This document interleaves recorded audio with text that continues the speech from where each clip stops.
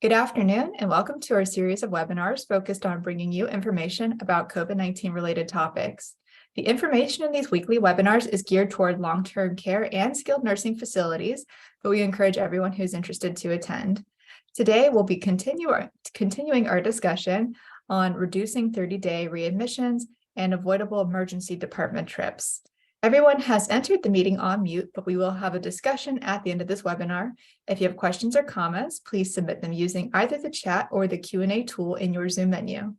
We encourage you to join us every Wednesday at 2 p.m. for more of our weekly webinars. Next week, we'll be giving a discussion on approach to vaccines following a respiratory illness. My name is Kathy Caudell. I'm a communications specialist with Quality Insights. And before we dive into today's discussion, our nursing home team lead, Penny Imes, has a quick announcement. Do you want to go ahead and put up the QSO CMS memo? Share that. Kathy. All right, can you see that? Yes. All right. Yes. And thank you all for letting me take the time, especially you, Patty, take the time away from the readmissions talk to talk about something that has happened recently with the QSO 2303 memo. And as you can see, that memo is related to the use of the timely use of COVID therapeutics. And it's also related to some work, initiative that is happening with the White House administration. So on November 22nd, CMS issued this new guidance. And what it does is highlights the need for all healthcare providers and suppliers to ensure that patients and residents do have the latest access to the latest COVID-19 vaccines and therapeutics. But as we all know, in particular, CMS is reminding nursing homes that they're required to offer the COVID-19 vaccine, especially the updated bivalent vaccines, to their residents.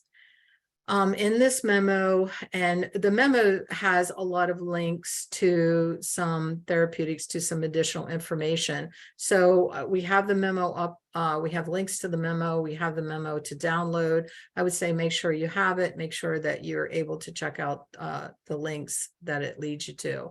But it basically reinforces the importance of COVID-19 treatments for preventing serious illness from COVID-19.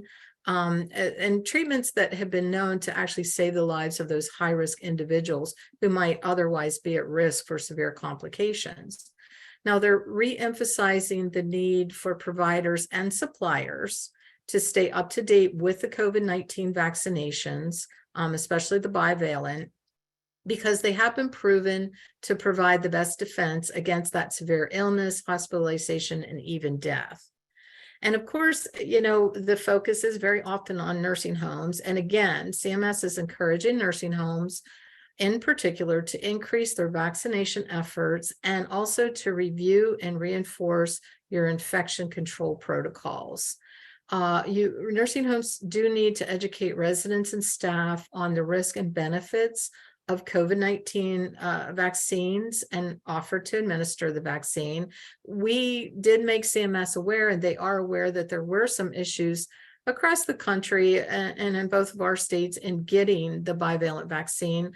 But so they did address that. There has been a lot of work done in trying to make sure that those vaccines get to the pharmacies then so that they can get to the nursing homes. And then another area that we know there has been some issues has been residents and families agreeing to have the vaccine. So they really need that education to be done. And of course, we will assist with that. And then those appropriate treatments that are out there, the antivirals and also some of the medications that are available that actually do help with treating COVID. They're out there, but seeing sometimes that they're not always being used the way that they should. So that education and consultation with residents, families, physicians, and nursing home staff to ensure that residents who test positive actually are receiving those appropriate treatments.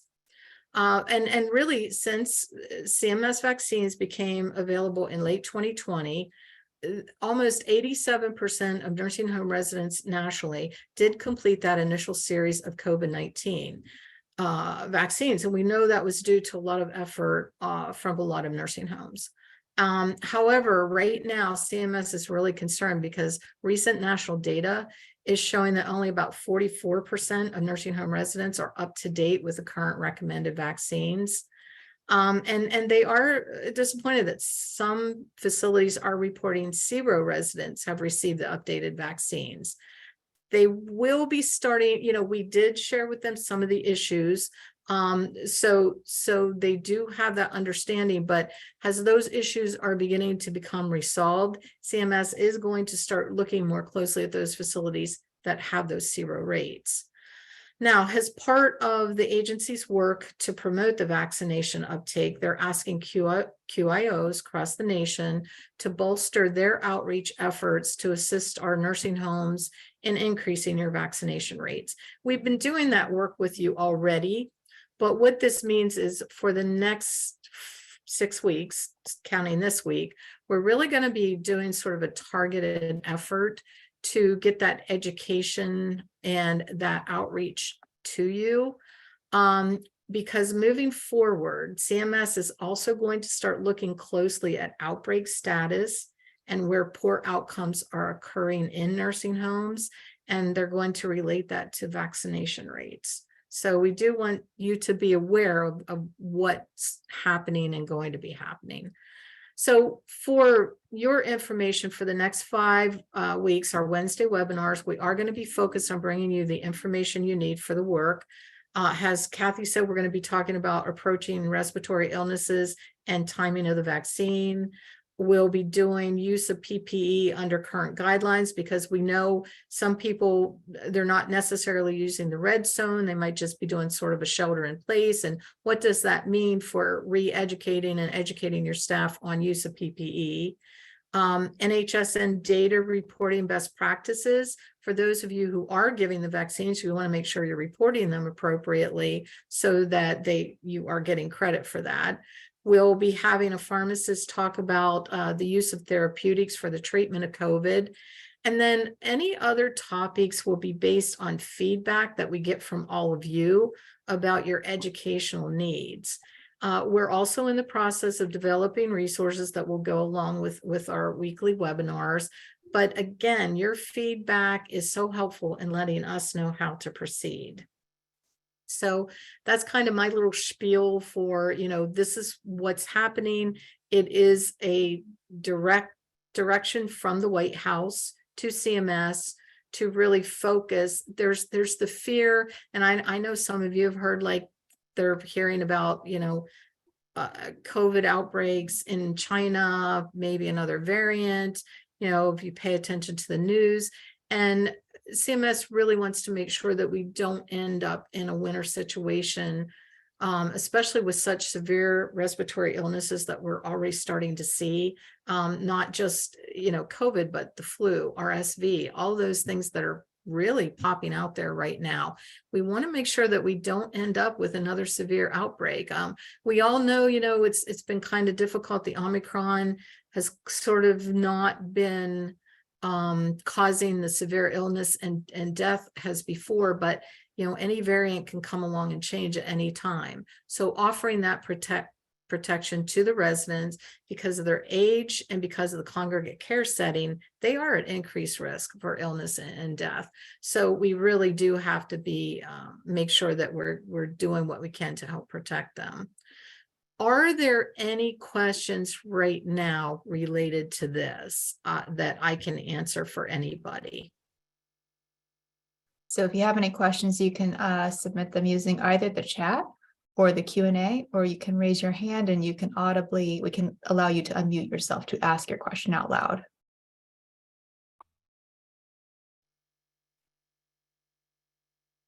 Well, and for anyone who missed seeing the chat, I've dropped the link for that QSO 2303 into the chat, so you can open that on your own screen.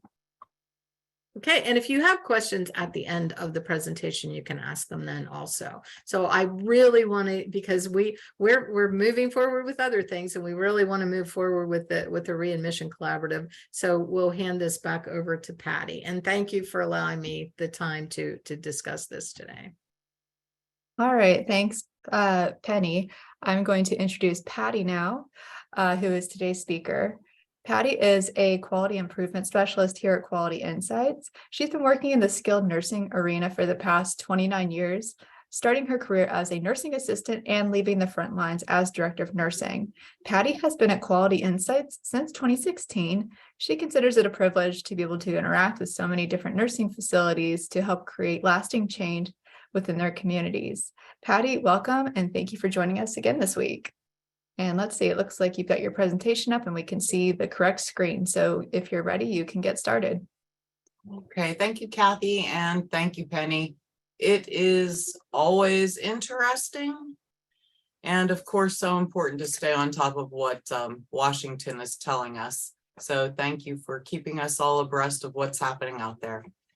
And thank all of you for coming back to talk again today about reducing readmissions and emergency room trips. This is part 2 in our discussion on preparing to launch a performance improvement project related to these 2 really important initiatives. We're going to be launching some small work groups in the beginning of 2023, and we're pretty excited about what that looks like. So last week, we talked about laying the groundwork for a project like this, and we reviewed creating an effective team to address the subject, and then promoting that project to gain the support within your facility that you'll need. We also reviewed the basics of QAPI and how QAPI applies to these areas.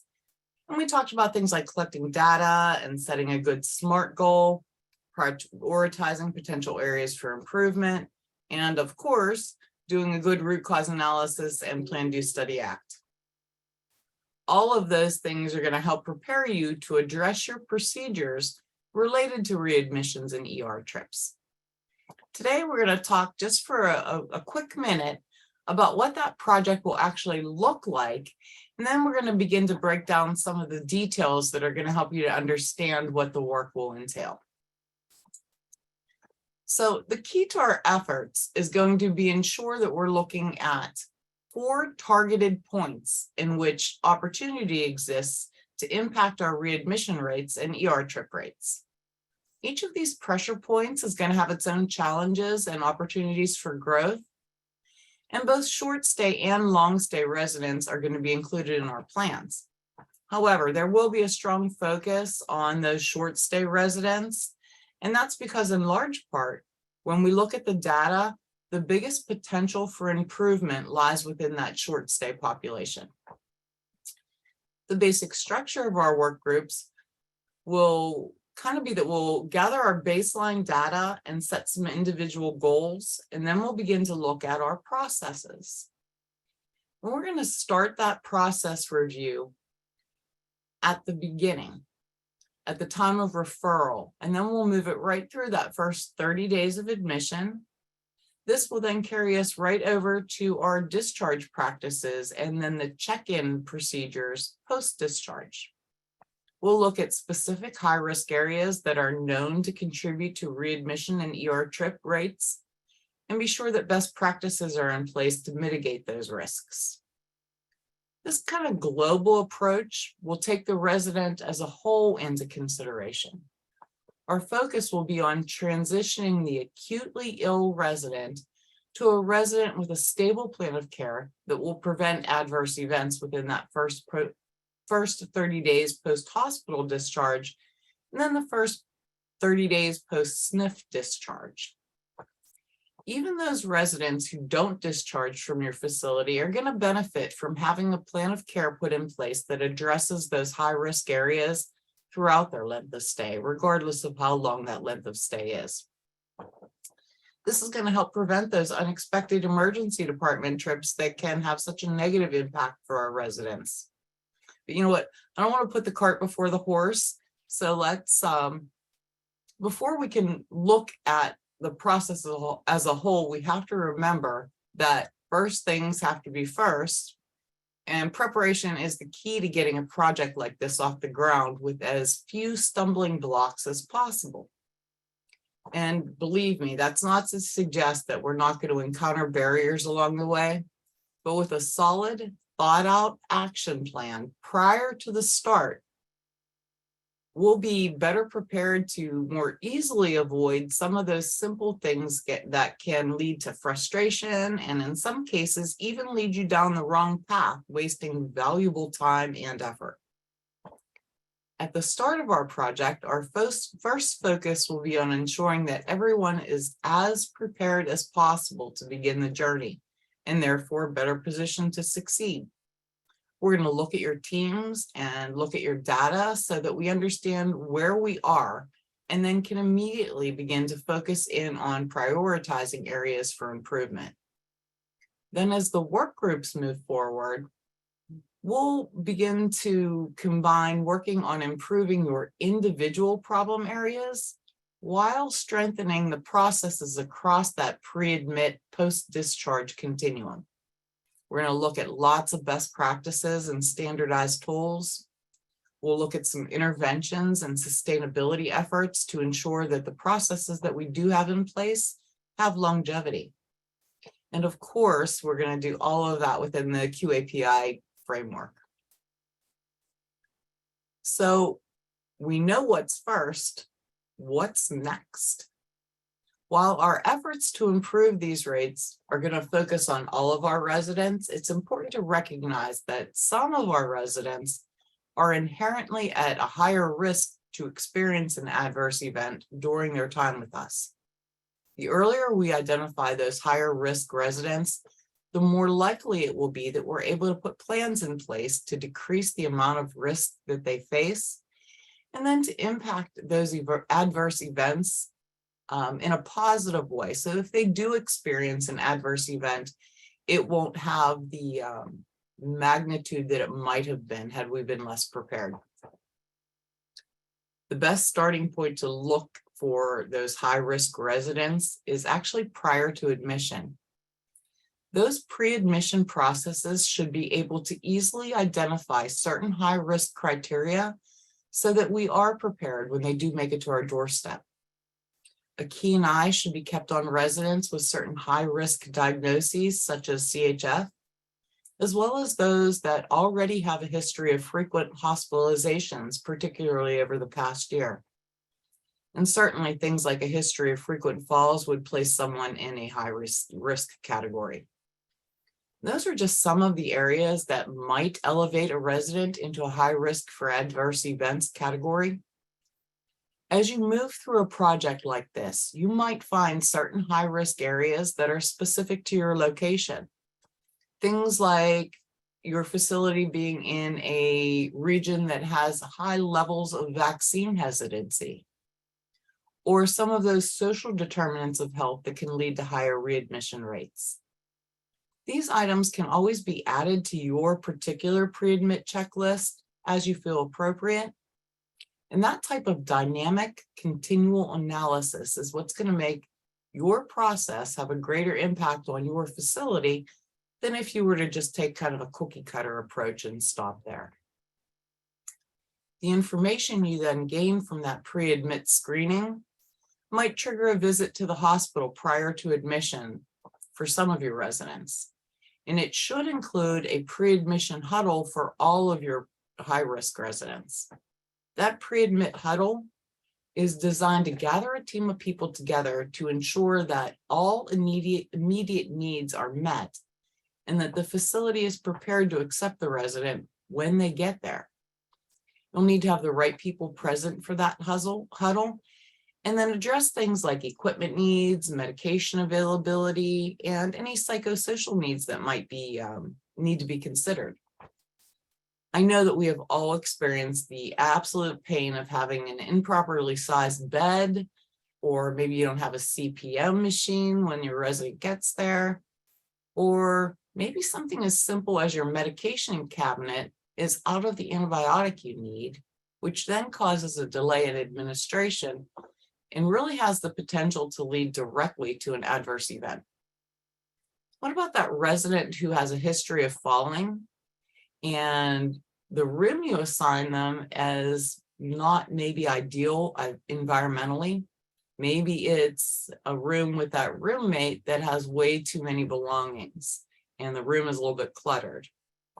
Or maybe the best room for the resident would have been in a high traffic area and you assigned them to a room at the end of a very quiet hall. All of those things are meant to be identified in that pre-admit huddle. It's designed to look for areas of risk and then put corrective action into place prior to the resident ever being admitted. So now our resident has arrived and we're prepared, but we're not out of the woods yet. That first 30 days of admission are difficult for most residents. This is the time that people fall and that medication adjustments are happening. Just a new environment can add to the risk of a negative outcome. The risk is even further elevated when a resident is already in a higher risk category for readmission. For those residents, extra steps and assessment points should be considered. The result of those check-ins or extra assessments could require input from various departments, and they should be reviewed in real time to catch and address anything that may be the start of a trajectory that's going to lead to a negative event. Consider something as simple as a nurse aide interview on day 14 that reveals that the resident who was sleeping soundly throughout the night has been sitting up reading during the overnight hours for the last couple of nights. The residents didn't seem to be in any real distress, so the CNA didn't feel the need to report it. However, that prompts the social worker to mention that reading at night to the resident during her 14-day checkup. The resident then reports she's just having trouble getting comfortable in a lying position these last couple of nights, and sometimes she breathes easier when she's sitting up. Now the flags are beginning to arise. When the RN assesses her, she identifies that she is indeed experiencing some early indications of a CHF exacerbation and calls the doctor. So that 14-day interview with the nursing assistant might have prevented a rehospitalization within 30 days. You now also have the opportunity to add to the discharge care plan another area of education to be given to the resident and to the family related to her inability to get into a comfortable position when lying prone as a potential red flag for a CHF exacerbation. So a post-discharge rehospitalization might now have been prevented from a simple conversation with a nursing assistant on day 14. So discharging our residents, we can spend lots of time talking about that, but for today's purposes, discharging our residents presents a really unique set of challenges in the best of circumstances. Any transition point in healthcare setting can be a weak point in our care planning process, but none more so than this one. We're sending a person back to a setting that in many cases no longer meets their needs, and in some cases might have actually led to that original hospitalization. While we might recognize this, the resident connects emotionally only to the idea that they're going home, to their bed, to their kitchen, to their mailbox, and they're regaining the independence that most likely they feel has been missing during their length of stay with you. For some, this brings a sense of maybe overinflated confidence. They may think, you know what, I know I need my walker here to get to the bathroom, it's across the room, but when I get home, I'm not going to need it because I can just touch the wall in the hallway going down to the bathroom. That'll help me with my balance if I need it. Or I know I'm on a low salt diet, but when I'm home, I can't wait to get the salt and pepper out and fry some eggs. After all, it's just an egg. On the flip side, others might be a little bit anxious, wondering how they're going to manage to get to the mailbox and if they're going to be able to use the vacuum cleaner and their walker at the same time. So a good discharge plan is going to look at all of the corners surrounding a move back home. It's going to move beyond reviewing what medication the resident should take when they're discharged to addressing what they need to do with all of those old medications that are still at home from prior to their hospitalization. It will educate them on what to do and who to call in the event that a disease process shows signs of worsening. Remember our lady who couldn't get comfortable at night. And what action steps would a person like that need to take if she experiences those early symptoms? Your discharge plan will put a support system in place that moves past the original week of visiting nurses to look at who's going to travel that steep driveway and get the mail every day. It's going to arrange those vital follow-up appointments and make sure that transportation and escorts to that appointment are available. And then it's going to be you that makes sure that the correct information goes with that resident to the doctor. You're going to make sure that the resident keeps that appointment. So just because they say they're going, we know that that doesn't necessarily mean they make the appointment. And I know it's a ton of work, but that discharge plan is every single bit as important as anything we do for our residents, and in some ways more so. The mindset of a resident no longer being our responsibility once they're discharged is something that we really need to focus on changing. In a very real way, they are our responsibility for the first 30 days they spend at home. Even those that go to a lesser level of care, like assisted living, will need to be monitored for a smooth, safe transition post-SNF discharge. That 24-hour follow-up call is essential to make sure that all of the things that we expected to be in place are in fact present. I know that we have all had the experience of not having the right equipment delivered as we expected it to be, or maybe you make that first call only to find out that although you used the teach back method when you reviewed the medication schedules, now in the home setting, some questions have come up. So all of those emergent issues can be handled before they have a chance to become an issue for the resident that results in a rehospitalization and a negative outcome. At 72 hours, the resident now has had a chance to really understand a little bit better their ability to function in the home setting. And that call might be the most important one that you make. Rather than simply asking questions and getting answers, a conversation just about how things have been going can lead to unexpected places. I remember a resident from my days as a DON who was so happy to be going home, and she seemed so very prepared to do so. We had no doubts that she would succeed. She actually returned to us after about 10 days with a broken hip, and she got that broken hip trying to tug open a drawer that was sticking in her bedroom. She was tugging on it and pulling on it, and it was sticking, and she lost her balance, fell and broke her hip. So she came back to us for some rehab, but she then did convert to a long-term resident for us. And it's funny how some stories kind of just stick with you, and hers is one of those for me. During that first day, she was just a joyful, lovely woman. She was going through some cardiac rehab and couldn't wait to get back and restart her life.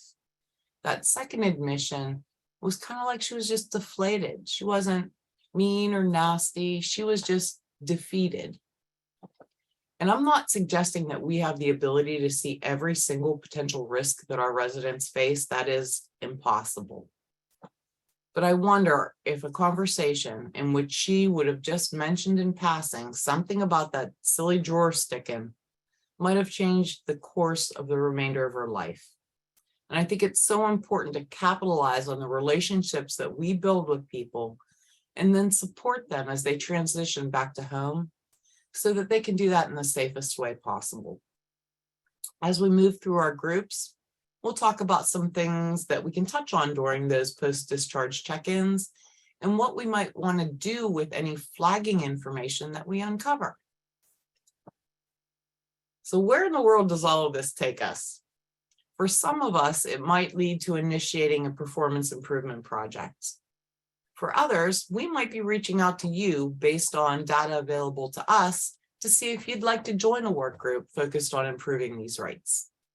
If we don't reach out to you and you're interested in joining a work group, please let us know and we'll get you involved. You might be wondering before you make that reach out, what your commitment would look like, right? So for about 3 months, we're going to work together in small groups, meeting weekly for about 30 minutes to an hour, depending on what we're reviewing. And we'll also ask that you submit on a weekly basis some very simple data, such as number of rehospitalizations and number of ER trips for the week. Excuse me. During these meetings, we're going to share best practices and resources with the group, and then discuss the best ways to implement them. We're going to review what's happening at your facility and discuss your barriers and your successes. And finally, we'll be available for any one-on-one assistance that you feel you need to dive a little bit deeper into a particular topic. And that actually brings us to the close of our talk today, and I'm going to turn it right back over to Kathy for any questions you have for either Penny or myself. And I'm really looking forward to working on this topic with you just in a few short weeks. 2023 is right around the corner.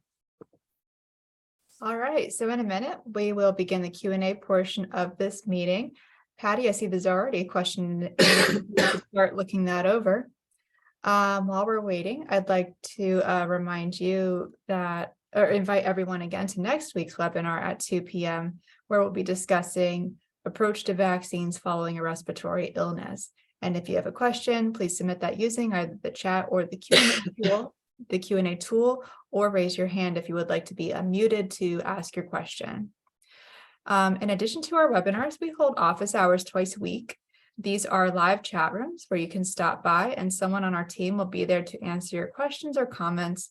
Those office hours live chats are Tuesdays at 8 a.m. and Thursdays at 2 p.m.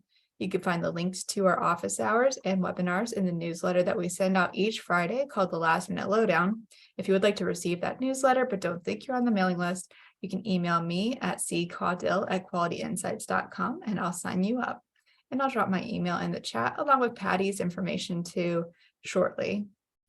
So Patty, our first question is, does the 30-day stay measure only reflect traditional Medicare stays, or does it include all admissions to the nursing home, such as managed Medicare, Medicaid, short-term admits, hospice, long-term care? Okay, kind of a little bit of a loaded question, but the measure itself only captures those who are paid for under a Medicaid or Medicare Medicaid stay. However, hospice residents will absolutely be impacted in the same way that any other traditional admission would be. One of the things that our work groups will be looking at is determining the wishes of your residents, such as those on hospice, to avoid sending a resident on hospice care back to a hospitalization that she didn't want, most likely will not benefit her and will negatively impact your rates. Short-term residents, if paid for by Medicare, are absolutely included. And I guess really the main crux of that is that by looking at all residents, including all residents in your efforts, whether they're a 38-year-old private pay or a 40-year-old private pay, is going to benefit your facility as a whole. I hope that kind of made a little bit of a sense. It's like I said, a little bit of a loaded question. And if you need any follow-up information, you can always email Patty for more follow-up. By the way, if anyone has follow-up questions to what we were talking about at the beginning of the webinar, the CMS memo, you can ask those at this time too. Penny is still on the call and can answer those questions. We'll give this a couple more minutes. So far, there's no more questions.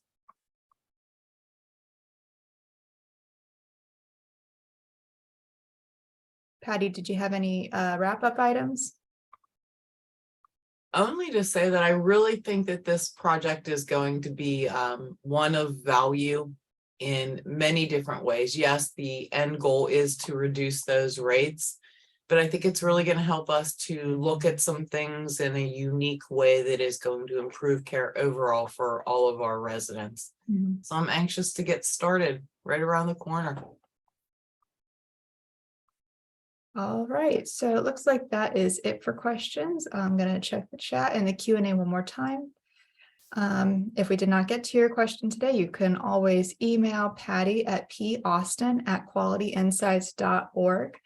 I will also be sending a follow-up email later this week with a link to the recording as well as Patty's slides and Patty's information. So if you feel like you didn't get a chance to write any of this down, you'll receive an email from me later this week with all that information to the email address that you registered with.